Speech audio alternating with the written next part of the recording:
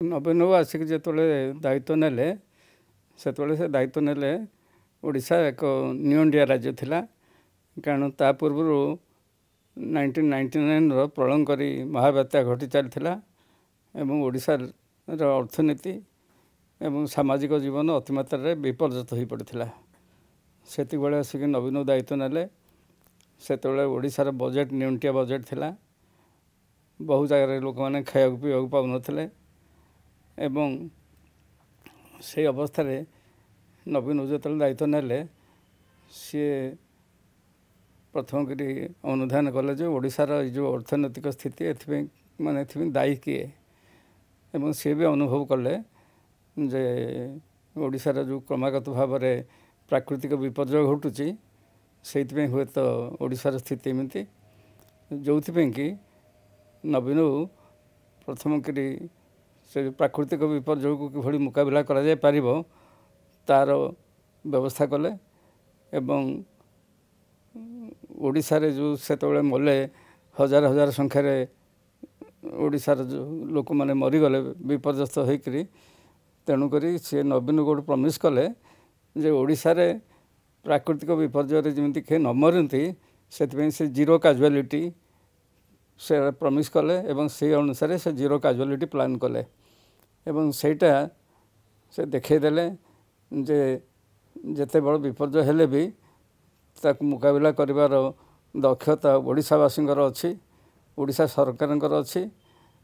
ତେଣୁ ଏଭଳି ଗୋଟେ ସିଚୁଏସନ୍ ହେଲା ଯେ ନବୀନଙ୍କୁ ଯେଉଁମାନେ ସମାଲୋଚନା କରୁଥିଲେ ଏବଂ ଇଏ ଗୋଟେ ଅପରିପକ୍ୱ ଲୋକ, ଇଏ ଦାୟିତ୍ୱ ନେଇଛନ୍ତି, ଇଏ କ'ଣ କରିବେ ବୋଲି ଭାବୁଥିଲେ, ସେଥିରେ ସେମାନେ ଦେଖିଲେ ଯେ ନବୀନ ଅତ୍ୟନ୍ତ ଦକ୍ଷତା ସହ ସବୁ ମ୍ୟାନେଜ୍ କଲେ ଏବଂ ଯେଉଁଥିପାଇଁ କି ଜାତିସଂଘ ମଧ୍ୟ ନବୀନଙ୍କର ଏଇ ଯେଉଁ କାର୍ଯ୍ୟକଳାପକୁ ପ୍ରଶଂସା କଲେ ଏବଂ ପ୍ରାକୃତିକ ବିପର୍ଯ୍ୟୟ ଟ୍ୟାକଲ୍ କରିବାରେ ଓଡ଼ିଶା ଗୋଟେ ମଡ଼େଲ ହେଇକି ରହିଲା। ନାଇଁ, କଥା ହେଉଛି କ'ଣ କି ଯେତେବେଳେ ଆମର ଓଡ଼ିଶା ଯେଉଁ ନିଅଣ୍ଟିଆ ସ୍ଥିତିରେ ଥିଲା ଏବଂ ତାପରେ ଯେଉଁ ଅବସ୍ଥା ହେଲା ନବୀନ ଦାୟିତ୍ୱ ନେଲା ପରେ ଅର୍ଥନୀତି କ୍ଷେତ୍ରରେ ଆମେ ଯଦି ଦେଖିବା, ଅର୍ଥନୀତିରେ ଓଡ଼ିଶାରେ ବହୁତ ଅଭିବୃଦ୍ଧି ହୋଇଛି, ଓଡ଼ିଶାରେ ଶିକ୍ଷା କ୍ଷେତ୍ରରେ ବହୁତ ଅଭିବୃଦ୍ଧି ହୋଇଛି, ଓଡ଼ିଶାରେ ପର୍ କ୍ୟାପିଟା ଇନକମ୍ ବି ବହୁତ ବଢ଼ିଛି ଏବଂ ଓଡ଼ିଶା ଶିକ୍ଷା, ସଂସ୍କୃତି, କଳା, ମେଡ଼ିକାଲ ଏଜୁକେସନ୍, ଇଞ୍ଜିନିୟରିଂ ଏଜୁକେସନ୍ ଏସବୁଥିରେ ଓଡ଼ିଶା ବହୁତ ଆଗେଇଛି। କେବଳ ଆଗେଇନି, ମାନେ ଓଡ଼ିଶାକୁ ବର୍ତ୍ତମାନ ଏଭଳି ସ୍ଥିତିରେ ନବୀନ ପହଞ୍ଚାଇ ଦେଇଛନ୍ତି ଯେ ବାହାରର ଲୋକମାନେ, ଆମ ପ୍ରତିବେଶୀ ପ୍ରଦେଶ ହେଲା ବା ଅନ୍ୟାନ୍ୟ ରାଜ୍ୟର ଲୋକମାନେ ଆସିକରି, ଛାତ୍ରମାନେ ଆସିକରି ଓଡ଼ିଶାରେ ପଢ଼ିବାର ସୁଯୋଗ ପାଉଛନ୍ତି ଏବଂ ପଢ଼ିବା ଲାଗି ଆଗ୍ରହ ପ୍ରକାଶ କରୁଛନ୍ତି ଏବଂ ଓଡ଼ିଶାର ଶିକ୍ଷା, ଇଞ୍ଜିନିୟରିଂ ଶିକ୍ଷା, ମେଡ଼ିକାଲ ଶିକ୍ଷା ଏଇଗୁଡ଼ାକ ବର୍ତ୍ତମାନ ସାରା ଦେଶରେ ବହୁତ ଆକର୍ଷଣୀୟ ହୋଇଛି। ଓଡ଼ିଶାରେ ଆଗରୁ ସ୍ୱଳ୍ପ କେତୋଟି ମେଡ଼ିକାଲ କଲେଜ ଥିଲା ସମୟରେ ବର୍ତ୍ତମାନ ଓଡ଼ିଶାରେ 17-18ଟି ମେଡ଼ିକାଲ କଲେଜ ସ୍ଥାପିତ ହୋଇଛି ଏବଂ ସେଗୁଡ଼ିକ ସବୁ ମାନେ ଗୋଟିଏ ଜାଗାରେ କେନ୍ଦ୍ରୀଭୂତ ନ ହୋଇକରି ସେଗୁଡ଼ାକ ସମଗ୍ର ଓଡ଼ିଶାର ଅଧିକାଂଶ ଜିଲ୍ଲାରେ ସେଠିକା ମହାପୁରୁଷମାନଙ୍କର ସେଠାରେ ଯେଉଁ ତ୍ୟାଗୀ ପୁରୁଷମାନଙ୍କ ନାମରେ ନାମିତ ହୋଇକରି ସେଇ କଲେଜ ଗୁଡ଼ିକ ସ୍ଥାପିତ ହୋଇଛି ଏବଂ ସେଠି ଉପଯୁକ୍ତ ଶିକ୍ଷା ଦିଆଯାଉଛି। ତେଣୁକରି ନବୀନ ତାଙ୍କର ଏହିସବୁ ପଦକ୍ଷେପ ପାଇଁ ଜନସାଧାରଣଙ୍କର ଏତେଟା ଆସ୍ଥାଭାଜନ ହୋଇଛନ୍ତି ଏବଂ ଜନସାଧାରଣ ତାଙ୍କୁ ଏତେଟା ପ୍ରଶଂସା କରୁଛନ୍ତି ଏବଂ ତାଙ୍କ ପ୍ରତି ଏଭଳି କୃତଜ୍ଞତା ପ୍ରକାଶ କରୁଛନ୍ତି ଯେଉଁଥିପାଇଁ ବିରୋଧୀମାନେ ଅତିମାତ୍ରାରେ ଈର୍ଷାନ୍ୱିତ ହୋଇଯାଉଛନ୍ତି ଏବଂ ଈର୍ଷାନ୍ୱିତ ହୋଇକରି ନବୀନଙ୍କୁ ବିଭିନ୍ନ ପ୍ରକାର ସମାଲୋଚନା କରୁଥିଲେ ମଧ୍ୟ ନବୀନଙ୍କର ସେଥିପ୍ରତି ସାମାନ୍ୟତମ ଭ୍ରୂକ୍ଷେପ ନାହିଁ। ସେ ସେଥିପ୍ରତି ବିରୋଧୀମାନଙ୍କ ସମାଲୋଚନାକୁ ନବୀନ ସାମାନ୍ୟତମ ଗୁରୁତ୍ୱ ଦେଉନାହାନ୍ତି। ସିଏ ତାଙ୍କର ଯେଉଁ କାମରେ ଆଗେଇ ଚାଲିଛନ୍ତି ସେ ଜଗନ୍ନାଥଙ୍କ ଆଶୀର୍ବାଦରୁ ଏବଂ ଓଡ଼ିଶାର ଜନସାଧାରଣଙ୍କର ଶ୍ରଦ୍ଧା ସମ୍ମାନକୁ ପାଥେୟ କରି ନବୀନ ତାଙ୍କର ଆଗେଇ ଚାଲିଛନ୍ତି। ହଁ, ଓଡ଼ିଶାରେ ଏଭଳି ଅବସ୍ଥା ଥିଲା, ଆଗରୁ ସ୍ତ୍ରୀ ଲୋକମାନେ ଘରୁ ବାହାରୁ ନଥିଲେ ବା ଯେଉଁମାନେ ସବୁ ନିମ୍ନ ବର୍ଗର ଯେଉଁ ସ୍ତ୍ରୀ ଲୋକମାନେ ବାହାରିକିରି ଘରୁ ବାହାରୁଥିଲେ ସେମାନେ ଗୋବର ଗୋଟାଇବା କାଠ ଆଣିବା ଏମିତି ସବୁ କାମରେ ନିୟୋଜିତ ଥିଲେ। ସେମାନଙ୍କର ବି ସେତେଟା ଶିକ୍ଷାଗତ ଯୋଗ୍ୟତା ନଥିଲା। ଏଇ ନବୀନ ଯେଉଁ ମିଶନ ଶକ୍ତି କଲେ ସେ ମିଶନ ଶକ୍ତି ଫଳରେ ଓଡ଼ିଶାର ମହିଳାମାନେ ବର୍ତ୍ତମାନ ସେମାନେ ବହୁ ପରିମାଣରେ ଶିକ୍ଷିତ ହୋଇଛନ୍ତି ଏବଂ ବହୁତ ପରିମାଣରେ ସେମାନେ ଅଗ୍ରଣୀ ହୋଇଛନ୍ତି। ସେମାନେ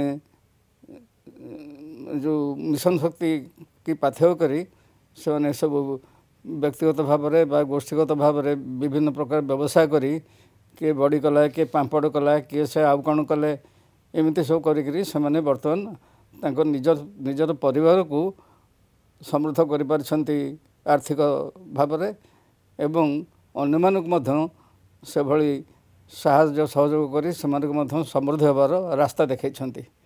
ତେଣୁ ମିଶନ ଶକ୍ତି ଏଭଳି ଏକ ମାନେ ଓଡ଼ିଶା ପାଇଁ ଏଭଳି ଏକ ମାନେ ଚାବିକାଠି ଯିଏକି ଓଡ଼ିଶାରେ ମହିଳାମାନଙ୍କର ପ୍ରଗତି କରିବାରେ ବହୁତ ପରିମାଣରେ ସଫଳ ହୋଇଛି ଏବଂ ମହିଳାମାନଙ୍କର ସଶକ୍ତିକରଣ ଫଳରେ ଓଡ଼ିଶାର ପ୍ରତିଟି ପରିବାର ମଧ୍ୟ ଅର୍ଥନୀତିରେ ସଶକ୍ତ ହୋଇଛି ଏବଂ ସେମାନେ ବର୍ତ୍ତମାନ ଯେକୌଣସି ପରିସ୍ଥିତିର ମୁକାବିଲା କରିବା ପାଇଁ ଓଡ଼ିଶାର ମହିଳାମାନେ ପ୍ରସ୍ତୁତ ହୋଇକି ରହିଛନ୍ତି। ନବୀନ ଅନୁଭବ କଲେ ଯେ ଓଡ଼ିଶାର ଜନସାଧାରଣ ଯଦି ସୁସ୍ଥ ନ ରହନ୍ତି, ସେମାନେ ଯଦି ଶୁଦ୍ଧ ଡ୍ରିଙ୍କିଂ ୱାଟର ନ ପାଆନ୍ତି ଏବଂ ସେମାନେ ଯଦି ଠିକ୍ ଭାବରେ ଖାଇବାକୁ ନ ପାଆନ୍ତି ତେବେ ଓଡ଼ିଶାର ଅଗ୍ରଗତି ସମ୍ଭବ ନୁହଁ। ତେଣୁକରି ସିଏ ତା ଯେଉଁ ଖାଦ୍ୟ ମିଶନରେ ସମସ୍ତେ ଓଡ଼ିଶାର କେହି ଯେମିତି ଭୋକିଲା ନ ରହିବେ ସେଥିପାଇଁ ବ୍ୟବସ୍ଥା କଲେ। ଓଡ଼ିଶାର ଲୋକମାନଙ୍କୁ ଯେଉଁମାନେ ଖଟିଖିଆ ସେମାନେ ଯଦି ଆଫୋର୍ଡ଼ କରି ନପାରିବେ ବାହାରେ କେଉଁଠି ଖାଇବା ପାଇଁ, ସେମାନଙ୍କୁ ପ୍ରଥମତଃ ସେମାନଙ୍କୁ ସବୁ 2 ଟଙ୍କିଆ ଚାଉଳ ଯୋଗାଇ ଦିଆଗଲା। ଆଉ ତାପରେ ଯେଉଁମାନେ ବାହାରେ ଖାଇବେ ସେମାନଙ୍କ ପାଇଁ ସେ ଯେଉଁ 5 ଟଙ୍କିଆ ମିଲ୍ର ବ୍ୟବସ୍ଥା କଲେ ଏବଂ ଓଡ଼ିଶାରେ ସେ ୱାଟର ଫ୍ରମ୍ ଟ୍ୟାପ୍ ସେ ବ୍ୟବସ୍ଥା କରିକି ଗାଁ ଗଣ୍ଡାରେ ବି ବିଶୁଦ୍ଧ ପାନୀୟ ଜଳ ଯୋଗାଇ ଦେଲେ। ଆଗରୁ ପାନୀୟ ଜଳର ଅଭାବ ଯୋଗୁଁ ଲୋକମାନେ ଦୂଷିତ ପାଣି ପିଇକିରି ବହୁମାତ୍ରାରେ ରୋଗାକ୍ରାନ୍ତ ହେଉଥିଲେ ଏବଂ ମୃତ୍ୟୁବରଣ କରୁଥିଲେ। କାରଣ ନବୀନ ଯେଉଁ ଦେଖିଲେ ଯେ ଓଡ଼ିଶାବାସୀଙ୍କୁ ଯଦି ରୁଟି, କପଡ଼ା, ମକାନ ଏଗୁଡ଼ାକ ଯୋଗାଇ ଦିଆଯାଏ ତେବେ ଓଡ଼ିଶାରେ ଦାରିଦ୍ର୍ୟ ରହିବନି। ତେଣୁକରି ସେଗୁଡ଼ିକର ଆଗ ଯତ୍ନ ନେଲେ। ଓଡ଼ିଶାର କେହି ଯେମିତି ଜଣେ ହେଲେ ଭୋକରେ ନ ମରିବେ, କେହି ଜଣେ ଯେମିତି ପାନୀୟ ଜଳ ଅଭାବରୁ ନ ମରିବେ ଏବଂ କେହି ଜଣେ ଯେମିତି ରୋଗରେ ପଡ଼ିକରି ନ ମରିବେ। କାରଣ ନବୀନ ଅନୁଭବ କଲେ, କେବଳ ଅନୁଭବ କରିନାହାନ୍ତି, ସେ କଥା ବି ମୁକ୍ତ କଣ୍ଠରେ ଘୋଷଣା କରିଛନ୍ତି ଯେ ପ୍ରତିଟା ଜୀବନ ହେଉଛି ତାଙ୍କ ପାଇଁ ମୂଲ୍ୟବାନ। ତେଣୁ ସେ ଅନୁସାରେ ସବୁ ପଦକ୍ଷେପ ନେଲେ ଏବଂ ଓଡ଼ିଶାରେ ଗମନାଗମନର ନିରାପତ୍ତା ଓ ସୁଗମ ଗମନାଗମନ ପାଇଁ ଓଡ଼ିଶାରେ ରାସ୍ତାଘାଟ ସବୁ ଉନ୍ନତ ଧରଣର ନିର୍ମିତ ହେଲା। ଓଡ଼ିଶାରେ ସେହିଭଳି ଭାବରେ ଡାକ୍ତରଖାନା ପ୍ରତିଷ୍ଠା ହେଲା। ଓଡ଼ିଶାରେ ଟ୍ୟାପ୍ ଫ୍ରମ୍ ୱାଟର ସେଗୁଡ଼ାକର ବ୍ୟବସ୍ଥା କଲେ। ଅଧିକାଂଶ ରିମୋଟ୍ ଜାଗାରେ ବି ମାନେ ପାଇପ୍ ପାଣି ଯୋଗାଇ ଦିଆଗଲା। ତେଣୁକରି ନବୀନଙ୍କର ଏଇ ଯେଉଁ ସବୁ ପଦକ୍ଷେପ ନେଲେ ତା ପୂର୍ବରୁ ଆଉ କୌଣସି ମୁଖ୍ୟମନ୍ତ୍ରୀ ସେଭଳି ପଦକ୍ଷେପ ନେଇନଥିଲେ ଏବଂ ଏସବୁ ନବୀନଙ୍କର ଏଇ ଯେଉଁ ସ୍ୱପ୍ନ ଗୁଡ଼ାକ ନବୀନ ଏସବୁ କାର୍ଯ୍ୟ ଯେଉଁ ଆରମ୍ଭ କଲେ ତାକୁ ପ୍ରପର ୱେରେ ସେ କିଭଳି ଭାବରେ ସୁଚାରୁ ରୂପେ କାର୍ଯ୍ୟକାରୀ ହେବ ତାକୁ ଦେଖା ଚାହାଁ କରିବା ପାଇଁ VK ପାଣ୍ଡିଆନ ତାଙ୍କର ପ୍ରତିନିଧି ଭାବରେ ବା ତାଙ୍କର ସହଯୋଗୀ ଭାବରେ ସେସବୁ କାମର ତଦାରଖ କଲେ ଏବଂ ସେସବୁକୁ କାର୍ଯ୍ୟକାରୀ କରିବା ପାଇଁ ଲାଗି ପଡ଼ିଲେ।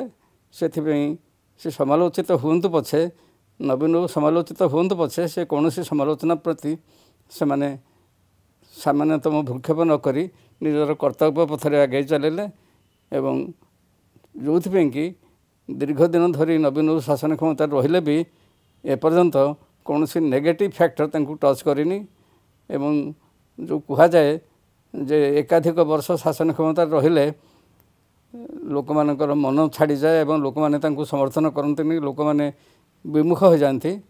କିନ୍ତୁ ଓଡ଼ିଶାରେ ଯାହା ଦେଖାଯାଉଛି ନବୀନଙ୍କର ସରଳ ଜୀବନଚର୍ଯ୍ୟା, ନିଜର ମାନେ ମଧୁର ବ୍ୟବହାର ଏବଂ ସମସ୍ତ ସହିତ ସଦ୍ଭାବ, ଏପରିକି କେନ୍ଦ୍ରରେ ବିଜେପି ସରକାର ଥିଲେ ମଧ୍ୟ ବିଜେପି ସରକାରଙ୍କ ସହିତ ତାଙ୍କର ଯେଉଁଭଳି ଭାବରେ ସହଯୋଗ ଅଛି, ଯେଭଳି ଭାବରେ ବନ୍ଧୁତା ଅଛି, ସେଥିଯୋଗୁଁ ସେ କେନ୍ଦ୍ରରେ ଏବଂ ସବୁ ଜାଗାରେ ମଧ୍ୟ ନବୀନ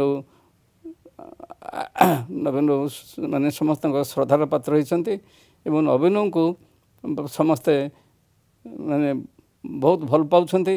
ଏବଂ ବର୍ତ୍ତମାନ ଏ ଯେଉଁ ନବୀନ ଯେଉଁଭଳି ଭାବରେ ଓଡ଼ିଶାର ଅର୍ଥନୀତିକୁ ସୁଧାରିଛନ୍ତି, ତେଣୁକରି ବର୍ତ୍ତମାନ ନବୀନ ଇକୋନୋମିକ୍ସ ଏଇଟା ଗୋଟେ ମାନେ ଇକୋନୋମିକ୍ସ ମାନଙ୍କର ଏବଂ ଯେଉଁମାନେ ସବୁ ରାଜନୈତିକ ପର୍ଯ୍ୟବେକ୍ଷକମାନଙ୍କର ଗୋଟେ ମାନେ ମୁଖ୍ୟ ପ୍ରସଙ୍ଗ ହୋଇଯାଇଛି ଏବଂ ସମସ୍ତେ ବର୍ତ୍ତମାନ ଓଡ଼ିଶା ମଡ଼େଲକୁ ଫଲୋ କରିବା ପାଇଁ ଆଗ୍ରହ ପ୍ରକାଶ କରୁଛନ୍ତି ଏବଂ କେତେକ ରାଜ୍ୟ ମଧ୍ୟ ସେ ଆରମ୍ଭ କଲେଣି ସେଇଭଳି ଭାବରେ ଓଡ଼ିଶା ମଡ଼େଲକୁ ଫଲୋ କରିବା ପାଇଁ ଆରମ୍ଭ କଲେଣି।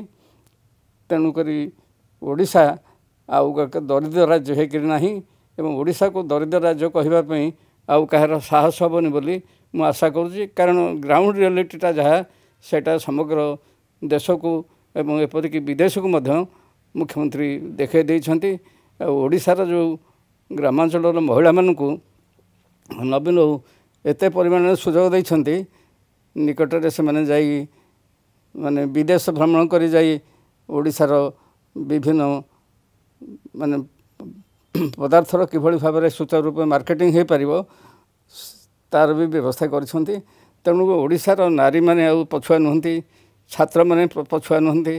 ଓଡ଼ିଶାର ପ୍ରତିଟି ଛାତ୍ରକୁ କିଭଳି ଭାବରେ ଉପଯୁକ୍ତ ଶିକ୍ଷା ଦିଆଯାଇପାରିବ, କିଭଳି ଭାବରେ ଉପଯୁକ୍ତ ସୁଯୋଗ ଦିଆଯାଇପାରିବ ଏବଂ କ୍ରୀଡ଼ା କ୍ଷେତ୍ରରେ ମଧ୍ୟ ଓଡ଼ିଶାର ଛାତ୍ରମାନେ କିଭଳି ଭାବରେ ଆଗୁଆ ହେବେ ଏବଂ ଓଡ଼ିଶା କିଭଳି ଭାବରେ ଗୋଟେ ମାନେ ଆନ୍ତଃରାଜ୍ୟ ବା ଆନ୍ତର୍ରାଷ୍ଟ୍ରୀୟ କ୍ରୀଡ଼ା ଭାବରେ ପରିଣତ ହେବ, ସେଥିପାଇଁ ନବୀନ ସବୁ ପ୍ରକାର ପଦକ୍ଷେପ ନେଇଛନ୍ତି।